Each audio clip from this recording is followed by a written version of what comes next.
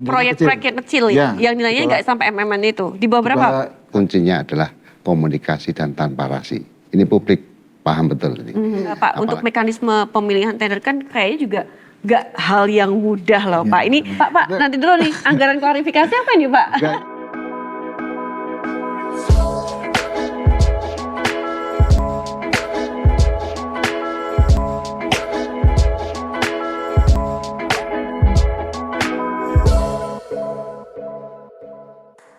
Selamat datang di podcast PBJ Insight persembahan dari Biro Pengadaan Barang Jasa Setda Daerah Istimewa Yogyakarta. Kali ini saya Artika Amelia kembali menjumpai Anda pemirsa.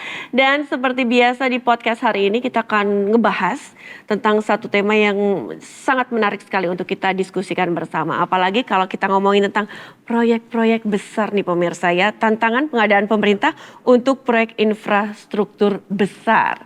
Sebesar apa proyeknya, kemudian sebesar apa cuannya, kemudian sebesar apa juga tantangannya nih pemirsa. Karena memang kalau pengadaan pemerintah untuk proyek infrastruktur besar, prosesnya itu begitu kompleks. Kemudian juga seringkali menghadapi tantangan-tantangan yang cukup signifikan. Kemudian juga yang namanya transparansi, kemudian akuntabilitas ini juga perlu dijaga. Oke, saya ingin nyapa dulu nih. Ada dua orang narasumber yang nanti akan ngobrol panjang banget bersama dengan saya. Ada Pak Haris Sugiharta SIP. Beliau ini adalah anggota Komisi C DPRD Daerah Istimewa Yogyakarta. Pak, sehat Pak? Sehat. Senyum dong Pak. Kabar baik.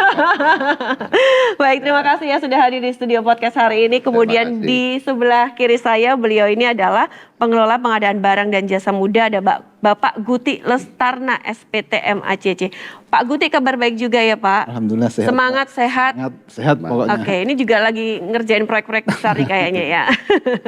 Oke, baik, nanti sebelum saya ke Pak Haris mungkin saya ke Pak Guti terlebih dahulu ya Pak Guti. Kita ngomongin tentang proyek, kemudian juga nantinya ada tender-tender juga yang harus kita pilih yang agar sesuai dengan proyek yang kita lakukan. Nah, kalau dari Bapak sendiri kita ngomongin secara global dulu, secara lengkap begitu tentang proyek-proyek besar, infrastruktur besar itu seperti apa sih Pak misalnya?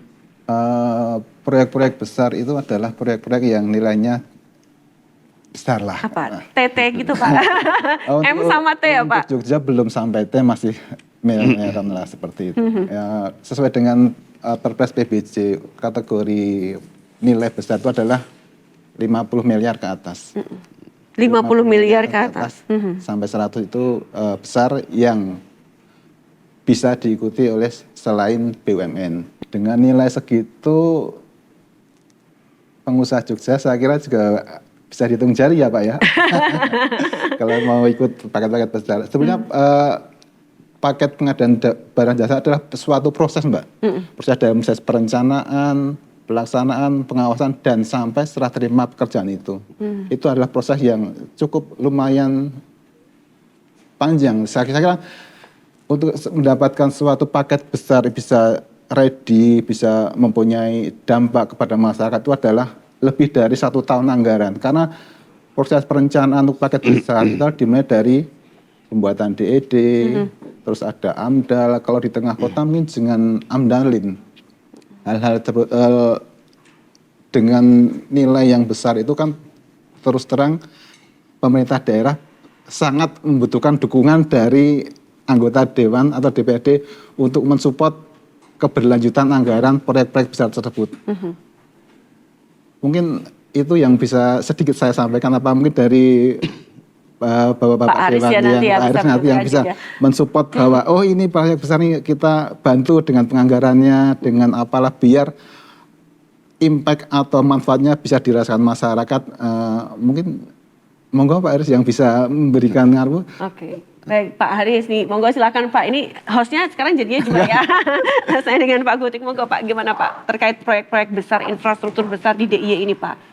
Jadi terkait dengan penganggaran, terkait dengan proyek besar di DIY, apa yang disampaikan Bapak tadi benar, bahwa kalau bicara masalah Jogja, saya melihat belum ada tender di atas 500 miliar. Ya.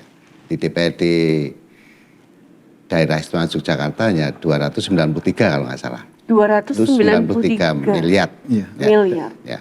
Jadi fungsi DPRD di sini kan pembahasan sejak awal, ya, pembahasan rencana kerja ya, awal, ya, RKPD, kemudian juga RPJMD.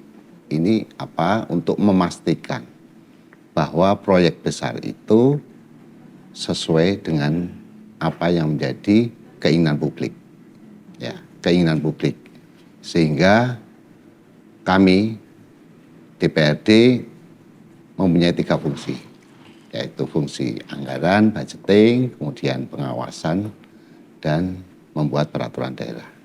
Ya, yang di sini kami lakukan adalah pengawasan. Bagaimana nanti proyek besar dengan tender yang besar juga. Ini tahapannya bisa dilalui dengan baik. Ya, entah di situ tentu saja dampak lingkungan hidup juga harus dipertimbangkan. Kemudian kelayakan dari awal juga harus dipertimbangkan. Sehingga kami selaku representasi dari masyarakat DIY betul-betul bisa mengawasi apa yang dilakukan dengan tahapan-tahapan yang sudah dilakukan oleh OPD terkait. Oke, kalau di DIY sendiri Pak, contoh-contoh proyek besar ini apa sih misalnya sebagai contohnya nih untuk gambaran kita kepada masyarakat juga Pak? Yang nilainya MM-an itu ya Pak? Ya, Saya lupa tahunnya ya, tapi yang kemungkinan pekerjaan Jalan Tawang-Alang itu juga cukup besar itu.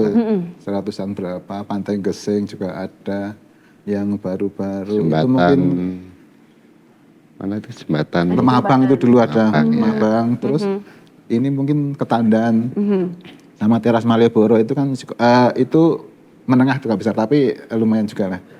Pekerjaan menengah sekitar 40-an miliar itu. BKD juga kemarin tahun 2024 itu multi-use itu 68 miliar. Yang terakhir adalah DPRD ya Pak ya, dari pagu anggaran 350 miliar, pemenangnya 293 ya. Artinya 354 miliar itu Mbak, DPRD yang sekarang sedang mulai ya Pak itu? Sudah mulai Oke. dibangun. Itu kan ada pemilihan tender begitu juga ya Pak ya? Ya itu semua tender itu. Nah itu gimana Pak, untuk mekanisme pemilihan tender kan kayaknya juga gak hal yang mudah loh Pak. Ini waduh uangnya lumayan banget Pak. Ya, memang untuk tender konstruksi memang harus dimulai dengan DED dulu Mbak. DED itu biasanya N-1 biasanya, tidak bisa tahun sekarang. Sebelumnya tahun berarti kalau 2025 berarti di 2024 misalnya sudah seperti itu gambarannya. Ready-nya. Ya, karena itu untuk dasar untuk tender DD-nya itu di jalan desain itu. Kalau nggak ada DD itu karena kita nggak tahu harganya berapa, HPS-nya berapa, nyusunnya seperti itu. Jadi makanya prosesnya itu lama. Kita butuh dewan untuk memastikan tersedianya anggaran tersebut Mbak. Sekali yang ada yang untuk konstruksi yang 1 tahun anggaran itu mungkin 2 tahun lah prosesnya dari DD sampai untuk yang ini kan DPRD multi-use ya Pak ya? Multi-use. Itu malah sampai 2 tahun kan berarti sudah hampir N-2 sudah prosesnya sejak proses nanti tender itu. Jadi begini, itu setelah DED masih ada nanti AMDAL juga. Jadi untuk DED dan AMDAL itu di depan sebelum proses tender konstruksinya Mbak. Ada AMDAL, mungkin kalau di kota mungkin tambah juga AMDALIN. Tidak saja dampak, tapi AMDAL dampak lingkungan apa dan sana anak dan sah lalu lintas itu. Oke, itu khusus untuk di kota? Ya, karena kan sebagian juga di kota semua sih. Hampir Ketandan juga di kota. Oh iya, karena kebanyakannya di kota ya. Yang pikir cuma Gesing, AMDALIN cuma AMDAL, tapi AMDALIN kalau saya nggak kurang tahu ya. Tapi kelihatannya mungkin ada tapi tidak terlalu besar kan kalau di Gesing itu. Kalau yang kotanya cukup hampir sama seperti itu. Jadi prosesnya itu seperti itu. Jadi tidak harus tahun jadi proses tendernya itu untuk menjadi suatu konstruksi paket besar itu. Mungkin sekitar 2 tahun lah untuk sampai kita melaksanakan tender. Nah itu kan berarti prosesnya memang kita harus butuh support dari ketersediaan anggarannya itu Mbak. Oke, ada penyusunan dokumen juga yang mungkin juga harus dilengkapi ya Pak ya pastinya? Ya, karena kan untuk dasar ke tender itu adalah, kalau bisa saya sampaikan adalah, untuk syarat-syarat tender konstruksi bisa dilaksanakan adalah kita harus memiliki DED. DED itu nanti juga tender juga itu. Dan sistem seleksi juga. Itu kan berarti lumayan kita harus memperkirakan berapa sih kebutuhan untuk melaksanakan tender. Ini kan kita harus range waktunya. Oh kalau tender, saya ambil contoh gini, itu tender kajian yang seperti DED, itu untuk proses waktunya aja 2,5 bulan. 2,5 bulan, Itu oke. waktu proses seleksinya loh. Nanti pekerjaannya yang DED aja itu mungkin sekitar bisa 5 bulan, nah, itu kan berarti sudah lama. 7 bulanan lebih lah Itu ya. untuk paket sebelum konstruksi. Oke. Berarti kan harus, itu kan sebelum konstruksi ada segitu. Terus paket yang terus setelah dapat kajian tentang DED baru masuk ke tempat kita.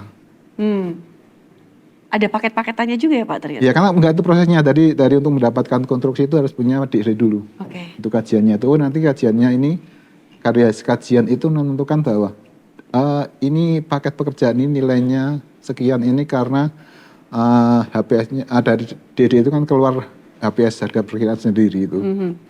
Itu nanti akan keluar harganya berapa miliar, itu nanti sesuai dasar PPK untuk melakukan membuat paket tender tersebut, Mbak.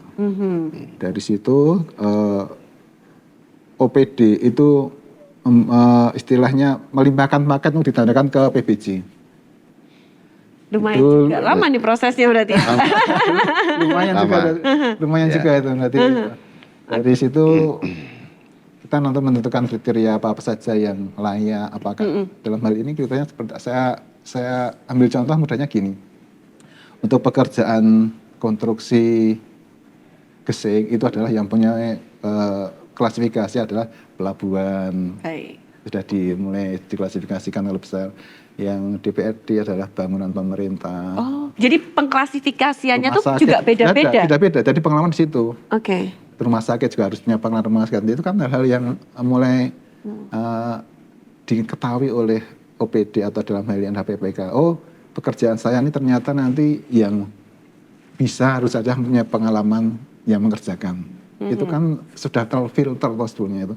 Oh, ternyata sebelum istilahnya berkompetisi atau bertarung itu penyedia tuh, oh, aku klasifikasi saya di bidang bangunan pemerintahan, saya bisa masuk. Oh, saya klasifikasinya di bidang pelabuhan, oh saya bisa masuk. Jadi kalau itu untuk yang besar, kalau yang kecil itu asal dia punya pengalaman konstruksi bisa mendaftar, Mbak. Oke, kecil itu dalam artinya juga Nilainya proyek-proyek yang kecil ya, yang nilainya nggak sampai MMN itu. Di bawah berapa? Sampai 15 miliar itu kecil. Oh, kecil tuh 15 miliar Pak. Waduh, padahal kalau saya lihat miliar tuh banyak gitu ya. Oh, oke. Itu sampai 15 miliar. Itu berarti kategori kecil sampai dengan 15 miliar. Kemudian besar menengah, oh ada juga menengah. Sampai 50 miliar. Sampai 50. 15 sampai menengah. Besar yang pertama BUMN di bawah 100 miliar.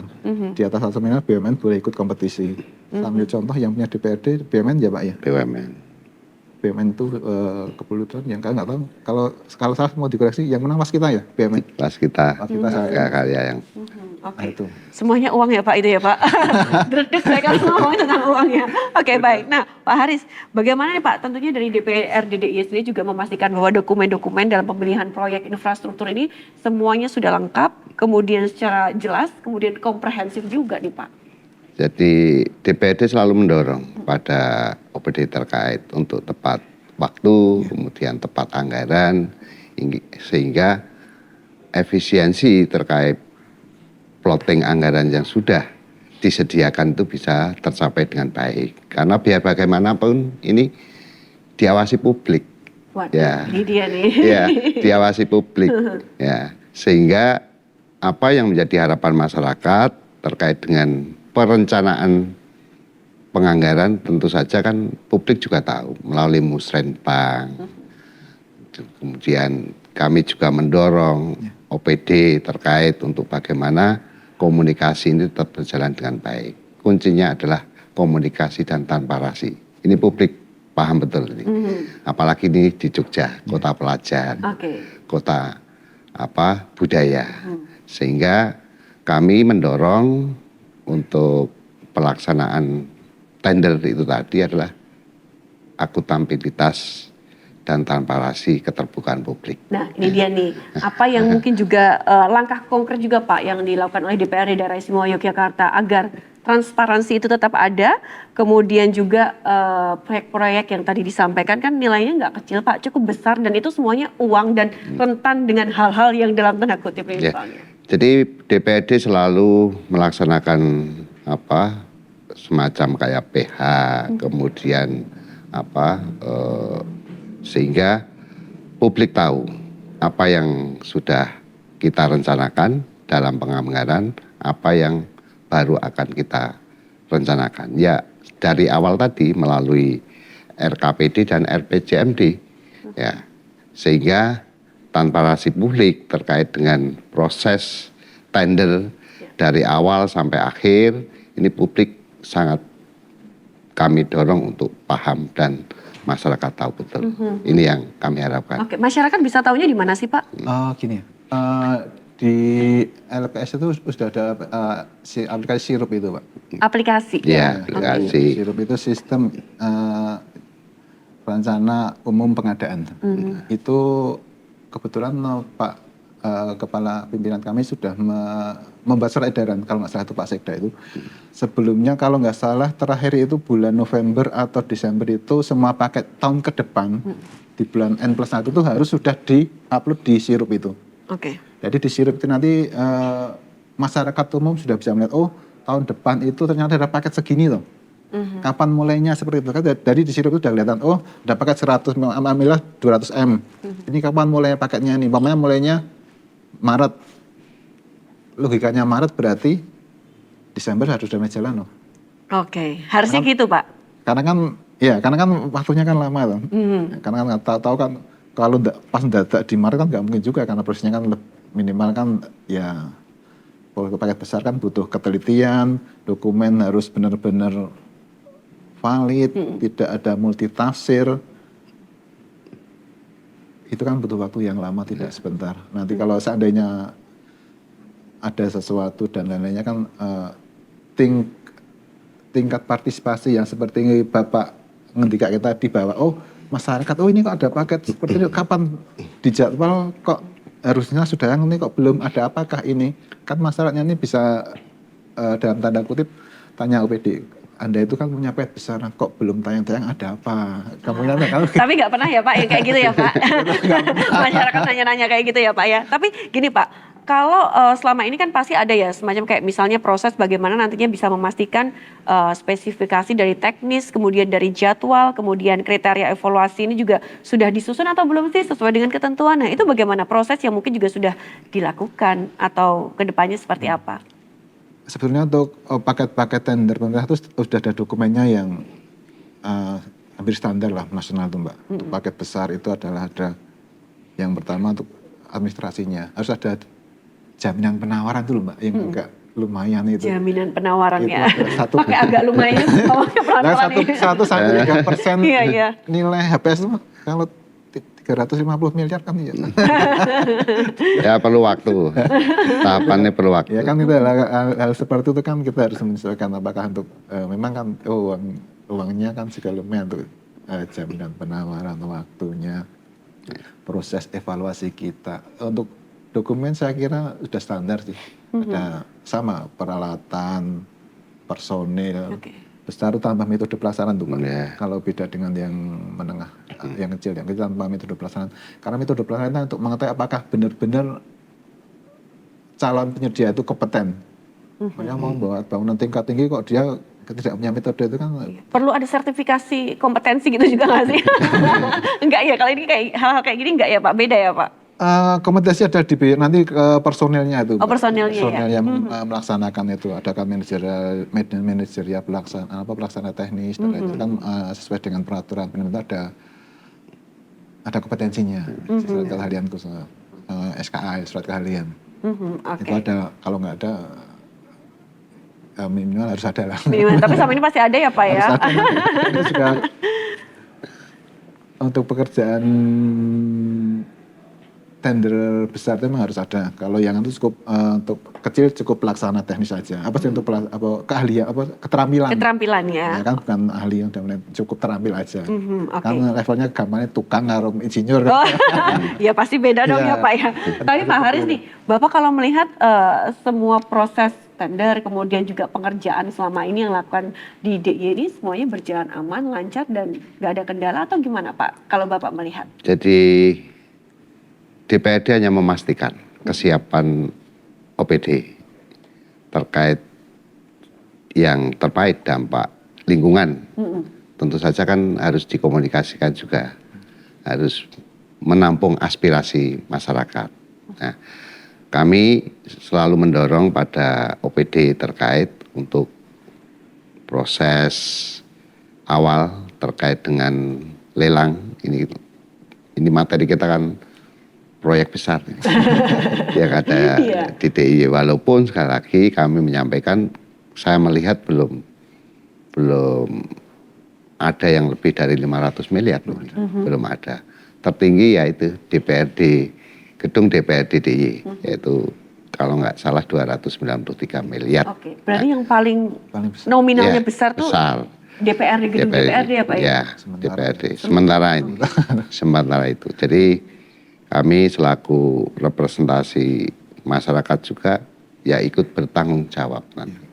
Sejauh mana ketepatan waktu, ketepatan anggaran, sehingga tentu saja kan hasilnya kan efisien. Nah, Ya, efisien, tepat waktu dan anggaran. Ini yang kami selalu dorong pada dinas terkait ini, karena ini sensitif kalau bicara masalah tender ini. iya benar banget. Sangat sensitif.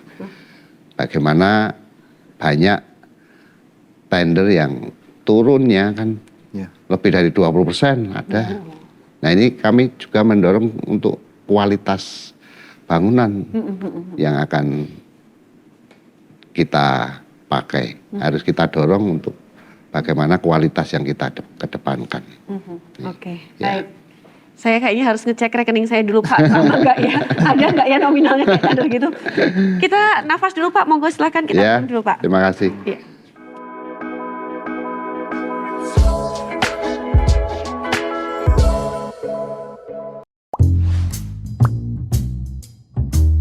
Kita semua pasti pernah mengurus dokumen di kantor pelayanan publik. Mau itu mengurus SIM atau KK, membayar pajak, perpanjang paspor, bahkan untuk menebus surat tilang dan berkas lainnya. Kali ini, yuk ikuti perjalanan Zaki mengurus pembuatan IKTP. Seperti yang kita ketahui, dibutuhkan berkas-berkas seperti fotokopi akte kelahiran dan kartu keluarga, serta surat pengantar dari RT dan RW. Sebenarnya, pembuatan IKTP itu mudah dan gratis. Namun, bisa kita bayangkan jika proses tersebut dibuat berbelit-belit dan ruwet, ujung-ujungnya membuka peluang terjadinya gratifikasi atau bahkan suap. Iya, Zaki jadi tergoda untuk memberi uang pelicin pada petugas untuk mempersingkat proses agar pembuatan IKTP-nya cepat dan tidak dipersulit. Tahu kan, kalau apa yang dilakukannya adalah bagian dari gratifikasi? Meski kadang gratifikasi tersebut dianggap tidak seberapa, namun sebenarnya dapat merugikan banyak pihak dan membahayakan masyarakat. Ketidakjujuran ini tentu akan mengakibatkan turunnya kepuasan warga yang berujung pada ikut menurunnya tingkat kepercayaan masyarakat kepada kantor-kantor pelayanan publik. Untuk meningkatkan kepercayaan publik, petugas negara harus bekerja dengan menerapkan prinsip-prinsip dasar seperti mengutamakan kepentingan publik, menerapkan sistem pengendalian gratifikasi, mendorong tanggung jawab pribadi dan sikap keteladanan, serta mendorong penegakan hukum terhadap pelaku gratifikasi ilegal. Tentunya, penanganan gratifikasi akan lebih maksimal jika ada kerjasama yang kuat, tak hanya dari seluruh jajaran badan pemerintah, tetapi juga dari sektor korporasi serta masyarakat luas.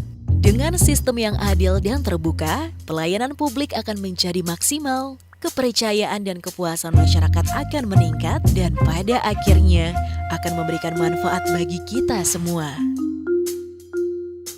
Jadi, yakin masih mau berurusan dengan gratifikasi? bersama. Yuk, wujudkan pelayanan publik yang bebas dari gratifikasi.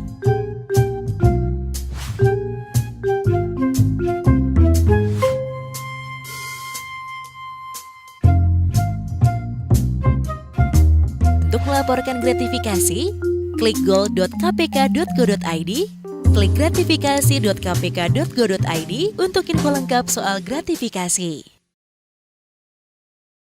Apakah teman-teman tahu, korupsi dan gratifikasi adalah permasalahan serius yang dapat merusak bangsa ini? Membuat pelayanan publik menjadi kacau. Akses pendidikan yang tidak merata, merusak iklim investasi dan menyebabkan ekonomi biaya tinggi.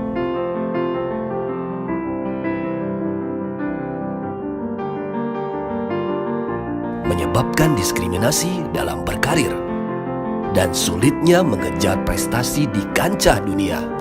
Karena itu, mari kita semua bersatu untuk memutus mata rantai korupsi dan gratifikasi. Jadilah pahlawan integritas dan hapuskan diskriminasi akibat korupsi. Berjuang untuk bebas dari korupsi dan gratifikasi. Karena bangsa merdeka adalah bangsa yang adil dan sejahtera. Wujudkan Indonesia merdeka tanpa korupsi dan gratifikasi.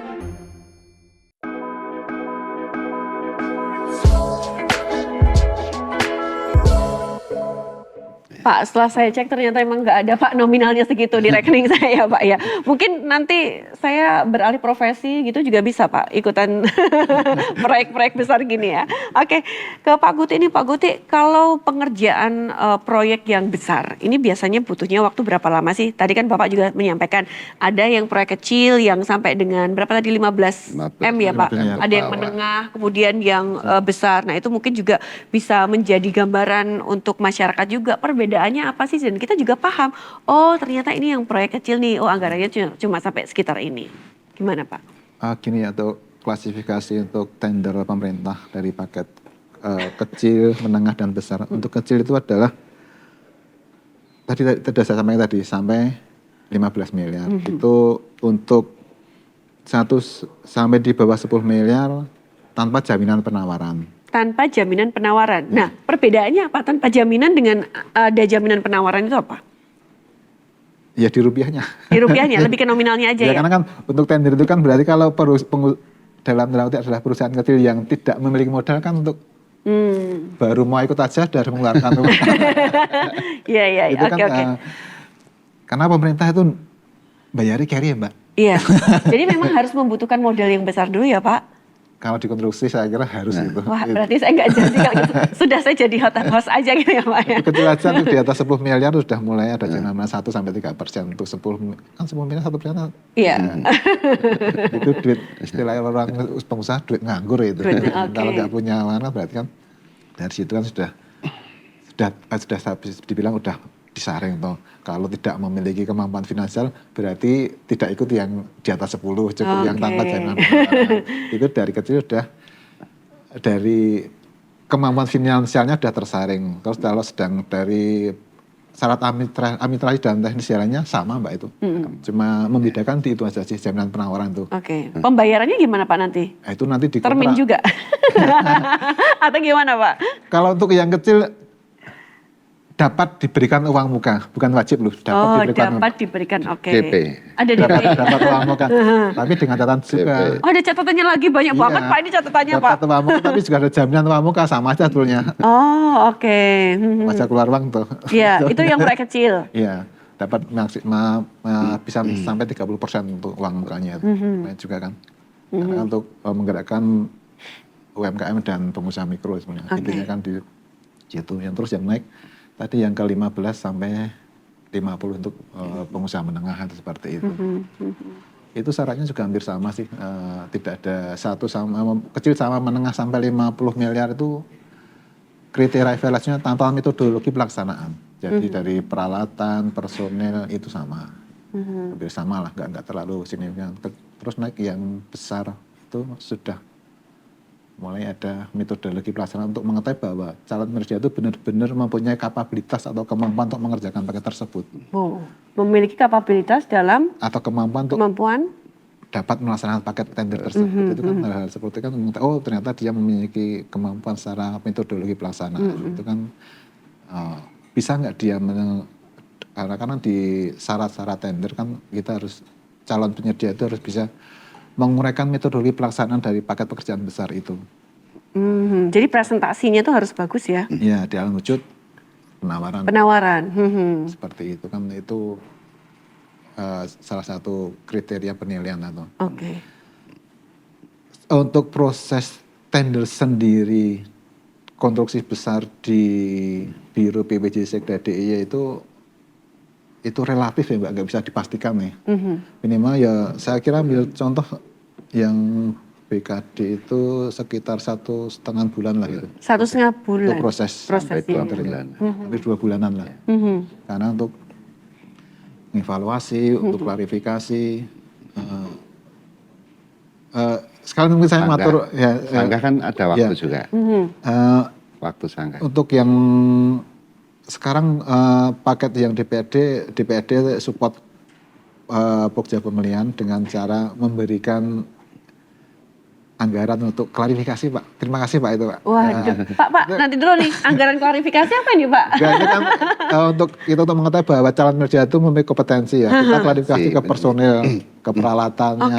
Oh kita harus ke sana, kalau takutnya nanti ada dapat sanggah, oh ini ternyata tidak mempunyai peralatan yang disampaikan. Oh kayak semacam itu pun juga ada anggarannya juga ya Pak ya? Kepastian. Ya untuk klarifikasi itu kita. Klarifikasi. Karena kan ya siapa tahu kan alatnya sedang digunakan di paket lain disampaikan. Oh, Ya harus sesuai kompetensinya. Hal-hal seperti itu kan yang perlu kita lebih teliti, lebih berhati-hati supaya tidak terjadi masalah di kemudian hari. Karena kan ya kalau terjadi sesuatu kemudian hari ini terus terang kita nanti diminta keterangan oleh APH itu Mbak, itu yang lumayan. Oke, saya juga penasaran ada nggak sih mungkin proyek-proyek yang mungkin sempat terkendala ataupun mungkin juga banyak tantangan dalam pengerjaan proyek-proyek. Tapi sebenarnya ke Pak Haris dulu. Pak, kalau selama ini ada tidak misalnya kayak semacam regulasi atau mungkin juga perda ya yang mengatur integritas dalam pengadaan infrastruktur yang ada? Jadi ini kan sudah diatur dalam Perda Pengelolaan Keuangan Daerah. Itu juga diatur di dalam tata tertib DPRD dalam segi pengawasan. Kalau bicara masalah tugas dan fungsi DPRD kan jelas dalam pengawasannya. Sehingga apa yang menjadi keinginan publik kemudian dieksekusi oleh OPD terkait itu bisa tercapai juga, yaitu kuncinya yaitu tepat waktu dan tepat anggaran. Kemudian kalau bicara masalah DI ini kan PAD-nya juga kecil. Ini kota budaya, kota pelajar, tidak banyak industri yang tumbuh berkembang DI sehingga itu efisiensi itu yang perlu dikedepankan. Ya, efisiensi. Kemudian juga kami juga mendorong kepada publik, kami juga sering melakukan dengar pendapat publik untuk bagaimana nanti Musrembang ini bisa betul-betul menjadi fondasi untuk perencanaan pembangunan di daerah Istimewa Yogyakarta. Ini yang bisa kami sampaikan. Oke, baik. Nah, tapi selama ini aman-aman aja ya Pak? Tender-tender ataupun juga pengerjaan proyek-proyek besar di DI atau mungkin sempat ada yang sedikit masalah, tapi alhamdulillah semuanya bisa terantisipasi dengan baik. Setahu saya aman-aman aja sih. Aman. Mungkin kalau surat kaleng dan LSM itu hal yang biasa ya kita. Oh ada juga surat kaleng. Surat cinta itu. Surat cinta. Di situ banyak kepentingan. Saya nggak tahu kalau itu. Ya kan kita ya kan kita dapat surat. Kalau kita ngambilnya dapat surat cinta ini dari mana? Kita dapat panggilan dari teman-teman APH itu untuk diminta klarifikasi sebetulnya apa sih yang terjadi di proses pemilihan. Kita juga menjawab kita telah melaksanakan sesuai dengan aturan yang berlaku, diberlakukan sama, tidak ada tebang pilih. Kita klarifikasi ke calon penyedia semuanya, tidak ada yang tidak kita klarifikasi. Dan kita kita melakukan sama Mbak, jangan sampai nanti kalau ada sesuatu tidak enak di kemudian hari sih. Oke. Kemudian selama ini yang dilakukan bagaimana Pak untuk memastikan dari proses tender ini bisa berjalan dengan adil, kemudian berjalan dengan kompetitif dan juga sesuai dengan harapan, ini terutama untuk yang ya proyek-proyek besar begitu? Kalau dari pengalaman saya itu sebetulnya penyedia itu kurang teliti sih sebetulnya. Karena kan gini ya, kan sebelumnya kan syaratnya jelas ABCD, mereka ternyata cuma AB. Ini kan kita nggak bisa. Nah itu kan cuma hal-hal yang teknis kan mereka jadi tidak menang sebetulnya. Tentang dari harga yang kompetitif, syarat administrasi dan teknis terpenuhi, itu saya kira yang jadi pemenang Mbak di DIY itu. Oke. Bukan berarti yang harga paling rendah itu pasti bakal menang, enggak juga? Enggak juga. Oh. Karena kan ada syarat administrasi yang harus mereka penuhi. Misalnya personilnya 5, mereka cuma 4 kan berarti kurang. Alatnya harusnya 5, dia juga cuma 4 jadi kurang. Itu adalah persyaratan teknis yang harus mereka penuhi. Karena kan itu syaratnya itu adalah bisa untuk mewujudkan paket itu efektif dan efisien, Mbak. Itu sudah ada di DED itu sudah menghitung bagaimana konstruksi itu akan terwujud dengan baik jika syarat-syaratnya itu terpenuhi, Mbak. Kalau syaratnya kurang terpenuhi kan berarti hasilnya nanti ya juga kurang maksimal sih. Yang harganya mahal itu juga belum tentu menang, yang paling murah juga belum tentu menang. Oke. Untuk paket, kalau nggak salah mungkin koreksi ya, DPRD juga peringkat bukan terendah kayaknya. Bukan terendah Pak? Peringkat nomor 2 atau berapa itu kan di LPS kelihatan tuh nih peringkat pesertanya siapa saja. Itu salah satu bukti transparansi Mbak. Oh ini ternyata ini yang gugurnya di mana itu. Sebetulnya kan penyedia tuh, oh saya ternyata untuk kedepannya kan mereka harus evaluasi. Oh ternyata saya cuma gugurnya di sini tuh. Besok saya harus memperbaiki biar jadi pemenang. Oke, kontraktornya itu lokal atau ngambil dari daerah lain atau mungkin jangan-jangan ada juga yang ada kontraktor luar negeri juga nih Pak dengan proyek-proyek yang besar gitu? Kalau luar negeri belum. Belum ya? Oke, kontraktornya gimana? Multi. Kontraknya yang pekerjaan di sini ada yang lokal juga sih sama mungkin KSO. KSO ada kerjasama perusahaan luar Jogja dengan perusahaan Jogja itu. Itu kan saya nggak tahu. Saya kurang tahu sih kalau yang DPRD dengan siapa KSO-nya. Tapi ada nggak sih Pak Haris misalnya kebijakan khusus ini khususnya untuk para kontraktor lokal ya Pak ya, yang nantinya juga bisa menangani proyek-proyek yang besar Pak? Jadi tentu saja selalu update data. Oh iya. Ya, mau besar, kemudian sedang ke besar. Tentu saja ada spesifikasinya. Ada aturan mainnya di Dinas Biro PPJ. Dan ini menjadi dorongan khususnya juga UMKM bisa. Kemudian ini saya juga mendorong kontraktor lokal harus juga diberdayakan. Jangan sampai nanti tender yang 15 miliar ke bawah ini justru orang di luar Jogja yang menang. Selama ini gimana Pak? Bentar ya Pak, ini saya potong ya, kan langsung berkesinambungan. Nah, apakah juga, wah jangan-jangan yang di luar Jogja padahal duitnya juga ada, kalau saya jelas nggak ada Pak. Kalau itu kan jujur aja ini kan terbuka ya, ini kan seluruh Indonesia Pak ini Pak bisa masuk. Saya ambil contoh yang paket Gracia yang 10 miliar itu pemenangnya kan dari Sukoharjo Mbak. Sukoharjo, Jawa Tengah? Jawa Tengah. Oke, Jawa Jadi kita tidak membatasi. Asal klasifikasinya masuk, silakan daftar ini masuk. Soalnya NKRI Mbak. Jadi tidak membatasi. Tapi kalau ya mudah-mudahan Jogja juga. Artinya di situ kan nanti kan pengusaha lokal bisa ada pelatihan terkait dengan sarana prasarana kelengkapan baik itu fisik maupun administrasi kan. Saya kira itu di publik sudah disampaikan melalui online ya kalau nggak salah. Ya di tempat kita juga membuat LPL helpdesk kalanya. Itu bisa nanti sebagai prasyarat. Ya. Nanti prasyarat. Calon penyedia bisa tanya-tanya mau informasi, mau tanya-tanya apalah tentang PBJ, di sana ada tempatnya. Oke, selama ini kontraktornya tuh itu aja gitu atau enggak juga sih Pak? Atau jangan-jangan memang ya sudah proyek ini kita bagi-bagi proyek nih, yang ini buat A, yang ini B, C gitu, enggak juga? Enggak Oke, juga. Mumpung publik nonton ya Pak ya, jadi enggak juga ya. Juga. Ini full kompetitif, asal syarat administrasi dan lainnya dan harganya wajar, kemungkinan besar bisa jadi pemenang, Mbak. Oke, ada tidak misalnya kayak semacam indikator yang digunakan untuk menilai bagaimana kualitas dan juga kelayakan dari peserta tender itu sendiri? Itu sudah ada di syarat-syarat teknik dokumen tender kita. Kalau kecil ya cuma syaratnya sederhana, menengah lebih komplit, besar lebih complicated. Oke. Kan ada e-katalog itu. Untuk e-katalog ada paket-paket yang sudah terstandar, Mbak. Contohnya adalah yang punyanya jalan itu, Pak, punya Bina Marga. Itu sudah e-katalog. Itu seperti marketplace lah itu e-katalog itu. Oke. Nanti tinggal, aku punya pekerjaan jalan berapa meter, nih tinggal klik itu aja. Oh, oke. E-katalog Ada yang perlu mungkin ditambah-tambahin gitu juga nggak sih Pak Haris misalnya? Jadi kan kalau DPRD hanya mendorong sesuai dengan regulasi yang ada tahapan proses lelang.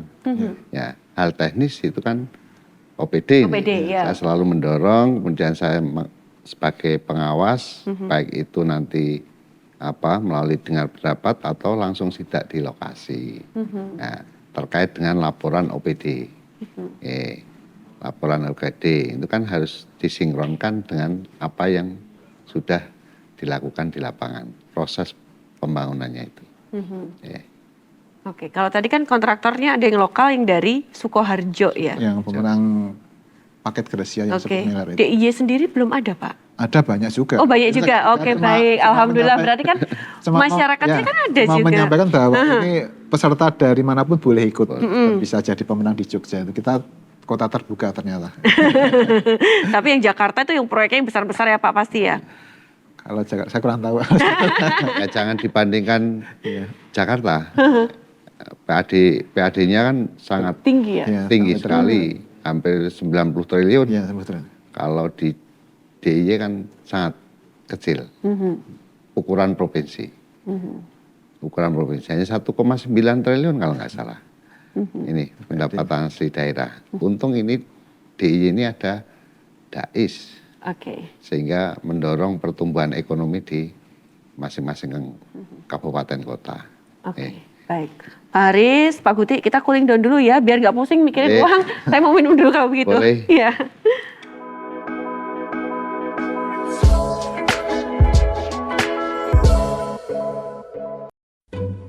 Jadi, kamu setuju dengan harga yang akan kita ajukan? Nggak masalah. Yang penting marginnya cukup. Tapi jangan lupa sertakan dana tanda kutip agar penawar mulus. Halah, zaman gini kok masih pakai tanda kutip segala.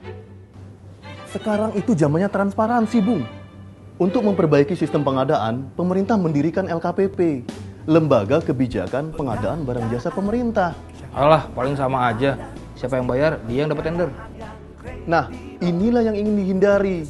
Pemenang tender dipilih berdasarkan kualifikasi yang ditetapkan dalam sistem lelang yang adil dan terbuka. Kalau kita memang penyedia yang berkualitas, nggak perlu takut bersaing. Kalau kita nggak berubah juga, kapan majunya pengadaan? Untuk info lebih lanjut, silahkan buka www.lkpp.go.id. LKPP, wujudkan pengadaan yang kredibel untuk kesejahteraan bangsa. Dalam melayani masyarakat, negara perlu berbelanja barang dan jasa, baik untuk pembangunan, baik untuk pemeliharaan. Disinilah Lembaga Kebijakan Pengadaan Barang Jasa Pemerintah hadir untuk mengatur proses pembelanjaan anggaran negara demi kesejahteraan bersama.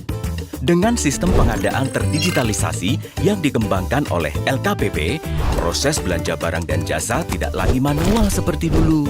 Sekarang, pejabat pembuat komitmen, yakni seseorang yang tersertifikasi, bisa berbelanja secara digital melalui katalog elektronik.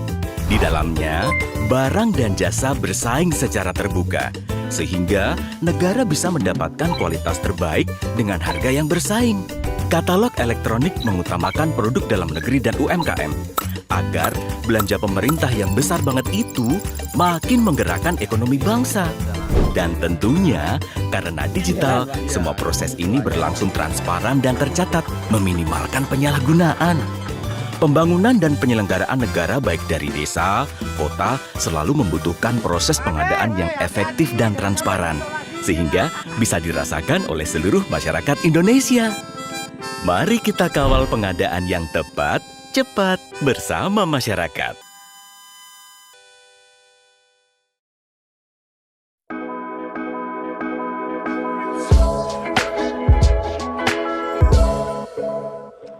Pak Haris nih kalau ngomongin tentang proyek-proyek besar ini kan pasti ada yang namanya dinamika politik seperti itu ya Pak ya. Ini khususnya dinamika politik lokal yang mempengaruhi pelaksanaan proyek. Nah bagaimana nih Pak tanggapan dari Bapak sendiri? Ya tentu saja DPRD kan lembaga politik.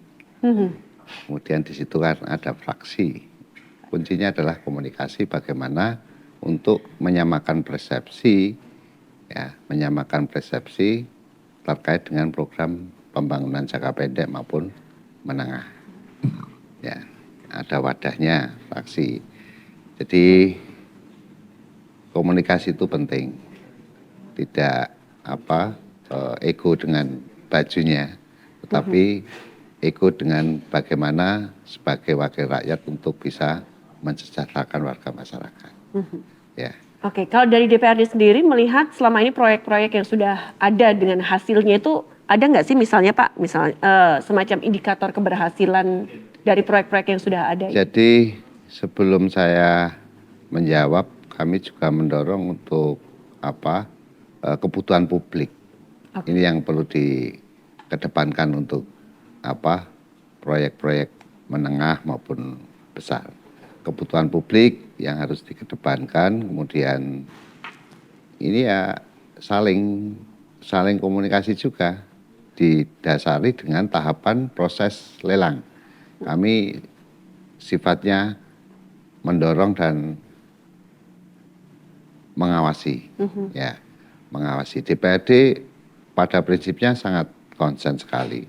Tingkat keberhasilannya juga tinggi kalau bicara daerah isunya Yogyakarta.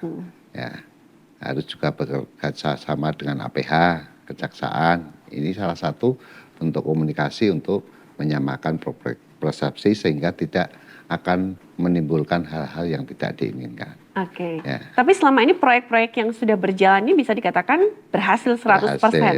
Walaupun nggak 100% atau gimana? Ya semuanya itu kan pasti ada sedikit kesalahan, sedikit kekeliruan yang tentu saja kan di situ juga ada inspektorat, ada BPK, sehingga DPRD juga pasti nanti memanggil tim anggaran pemerintah daerah untuk lebih memperbaiki lagi poin-poin yang sudah dievaluasi oleh inspektorat maupun BPK. Oke. Pak Gutik, kalau tadi yang sudah banyak sekali disampaikan oleh Pak Haris ini juga kita pengen tahu gini Pak, kalau dari misalnya kayak semacam sistem ataupun mungkin juga apakah juga ada platform yang digunakan untuk menjamin keterbukaan informasi juga dalam proses pengadaan sehingga masyarakat pun juga tahu, nggak cuma anggota dewan aja yang nantinya akan mengawasi, tapi kita sebagai warga masyarakat yang ada di daerah istimewa Yogyakarta ini pun juga ngerti nih Pak, proyeknya ini sedang berjalan apa saja atau proyek nanti ke depannya seperti apa? Untuk paket-paket yang sedang berjalan dan akan berjalan itu memang sudah wujud keterbukaan itu harus diupload di SIRUP tadi itu Mbak, sistem rencana umum pengadaan. Itu semua sudah bisa melihat itu Mbak, paketnya. Hanya di SIRUP aja? Iya, di SIRUP aja. Karena itu aplikasi resmi dari LPSD-nya itu di situ. Seluruh Indonesia itu Mbak. Bisa lihat di situ. Itu yang saya kira sudah bisa untuk melihat sih, untuk digunakan atau untuk memonitoring lah kelihatannya oleh masyarakat. Oh ternyata ada paket ini. Dan nanti tentang pelaksanaan pekerjaannya kan banyak masyarakat yang laporan. Sekarang zamannya media sosial tuh.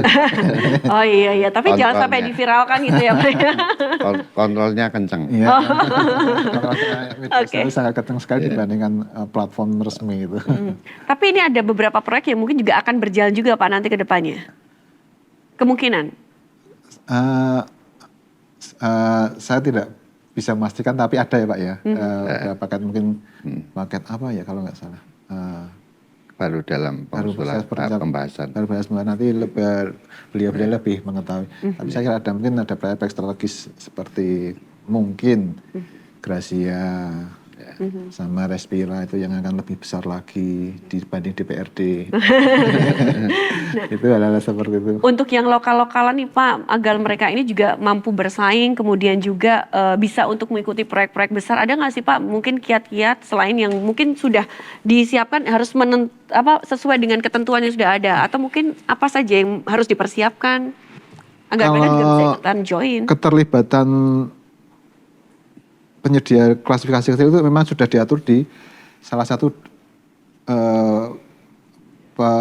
peraturan PBJ itu Mbak. Ya aturannya kan pasti sudah ada. Karena kan di sini untuk pekerjaan yang bukan pekerjaan utama paket besar harus diserahkan oleh penyedia kecil lokal. Itu harus ada klausul, namanya ada klausulnya itu. Jadi seperti contohnya ini mungkin pengecatan ya di paket konstruksi dewan itu kan bukan pekerjaan utama. Itu harus pemenangnya itu waktu mengajukan penawaran harus sudah menyebutkan nanti saya akan menggunakan penyedia lokal yang mempunyai klasifikasi pengecatan. Itu saya ambilnya seperti itu. Jadi di aturannya itu sebelumnya sudah mewadahi bahwa penyedia lokal itu harus dilibatkan dalam paket-paket besar asal bukan pekerjaan utama. Seperti pengecatan atau pembersihan lokasi itu harus melibatkan penyedia lokal itu. Itu salah satu dari aturan yang istilahnya menaungi penyedia pengusaha kecil bisa ikut terlibat dalam paket-paket besar. Itu salah satunya. Oke, jadi semuanya bisa tercover ya, yang kecil bisa ikutan, yang menengah bisa menikmati juga. Oke, nah kemudian kalau untuk pengusaha besar, menengah nih Pak, maaf ya, pengusaha menengah yang nantinya juga bisa mengikuti proyek-proyek yang besar, itu ada kiat-kiat khusus nggak sih?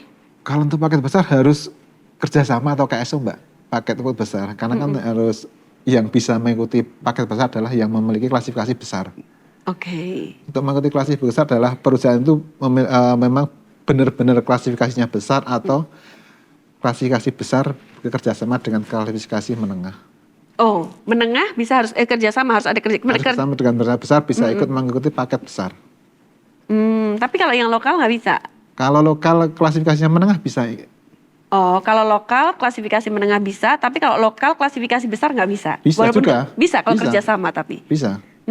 Karena itu kalau di Jogja punya yang perusahaan punyanya besar bisa ikut terlibat di situ. Kalau menengah harus ikut kerjasama atau KSO istilahnya dengan pengusaha besar itu. Oke. Tapi selama ini sudah berjalan Pak? Sudah berjalan dan mereka sudah tahu aturannya. Oke, gimana nih Pak Haris? Ternyata memang sudah ada sinergi ya antar pengusaha kecil, menengah dan juga yang besar. Kecil juga ya Pak, yang lokal ya Pak maksudnya ya Pak? Kecil kebanyakan pemain lokal. Memang itu untuk iyalah gitu pemain lokal. Gimana Pak Haris? Jadi semua bisa menikmati loh ini berarti. Artinya kan saya sepakat. Artinya mengedepankan pengusaha lokal untuk dihadirkan untuk ikut sumbangsih dalam proses pembangunan di DIY. Tetapi sekali lagi kami pun selalu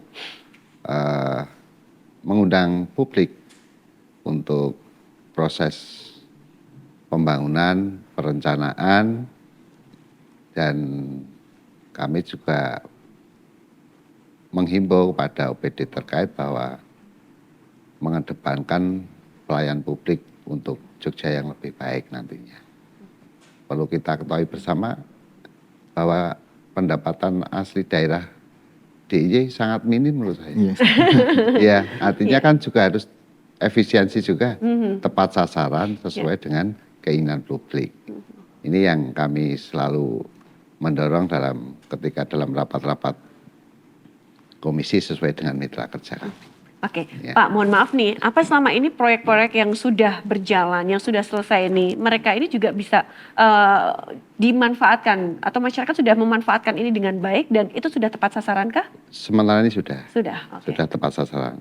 Dan tidak ada salahnya DPRD selalu mengingatkan itu pada OPD terkait dan selalu mendorong masyarakat untuk berpartisipasi selalu aktif bagaimana postur anggaran APBD daerah istimewa Yogyakarta itu bisa dinikmati oleh semua pihak. Ya, postur APBD yang sangat terbatas menurut saya. Kan harus juga tepat sasaran, kemudian di sisi lain juga harus efisiensi, kemudian di sisi lain harus tepat anggaran. Ini ya. Berarti alhamdulillah semuanya sudah berjalan dengan baik ya. Tepat sasaran juga ya, insya Allah ya. Nah Pak, kemudian nih ada nggak sih misalnya rencana atau inovasi yang nantinya bisa dikembangkan untuk memperbaiki sistem pengadaan ke depannya itu lebih baik lagi Pak? Mungkin kita bisa meniru dari punyanya Kementerian PUPR ya. Mereka sudah memiliki aplikasi Jakontras itu yang bisa nanti penyedia harus upload di situ biar lebih transparan. Untuk Pemda kelihatannya belum Pak. Kalau di Kementerian sudah ada aplikasi Jakontras itu. Jadi nanti semua penyedia, saya sudah database saya sudah masuk ke itu. Ketika sudah punya database kan kita lebih transparan. Transparan ya. Kita sementara masih menggunakan LPSC aja, punyanya LKPP, belum menghadap Jakontras seperti Jakontras punya. Ya artinya kan selalu mengikuti teknologi. Tapi kan selama ini juga masyarakat masih bisa mengakses kan Pak, masih bisa mengakses sangat gampang. Dan transparansi itu akan selalu ada. Ya. Oke, baik. Kalau gitu Pak Gutik mungkin poin-poin deh yang penting-penting aja ingin disampaikan juga kepada masyarakat ataupun juga untuk penonton podcast yang hari ini lagi nonton Pak. Untuk bahwa masyarakat bisa melihat, mengetahui proyek-proyek besar apa saja yang akan dilaksanakan di adalah lihatlah sirup LKPP. Itu akan ternyata tahun ini ada proyek segini, tahun depan ada paket yang besar. Silahkan dilihat klasifikasi panjenengan masuk di mana. Oke, baik. Habis ini kita browsing-browsing ya Pak. Siapa tahu ada proyek yang pas juga buat saya. Oke, Pak Haris mungkin ada juga Pak yang ingin disampaikan Pak. Jadi proyek-proyek besar yang ada di DIY sudah sesuai dengan keinginan publik. Ya artinya perencanaan ke depan ini DIY tidak kalah dengan provinsi yang lain. Karena ini masih perlu kita bersama bahwa angka kemiskinannya juga disorot nasional ini, walaupun realitanya juga belum terbukti ini. Ya, ini kemiskinan ini artinya nanti juga postur anggaran DPRD, DIY pasti akan juga selalu mendorong untuk bagaimana warga masyarakat DIY akan terfasilitasi dengan APBD-nya dengan baik. Oke, baik. Matur nuwun ya Pak Haris sudah ada di sini dan juga Pak Gutik. Semoga masyarakat juga nanti akan lebih paham nih tentang proyek-proyek juga dan juga merasakan bagaimana beliau-beliau ini juga sudah berjuang yang pada akhirnya kita semua nanti bisa melihat secara transparan di tadi apa Pak? Sirup ya? Sirup LKPP. Oke, baik. Oke, baik. Akhirnya saya Artika Amelia harus pamit ya dari podcast PBJ Insight. Ini persembahan dari Biro Pengadaan Barang Jasa Seda Daerah Istimewa Yogyakarta. Sampai jumpa.